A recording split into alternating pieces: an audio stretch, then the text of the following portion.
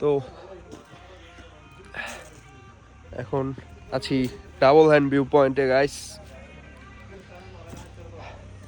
আজকে মেবি কোনো একটা উৎসব চলতেছে এখানে।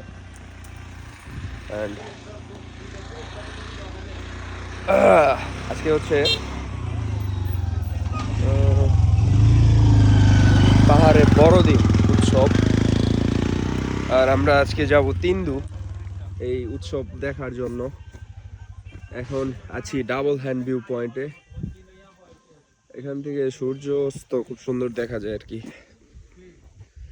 ডাবল হ্যান্ড ভিউ পয়েন্টে আছি। অ্যান্ড একটাই বাইক দেখতেছি, এখানে বাইক আর নাই, এখানে।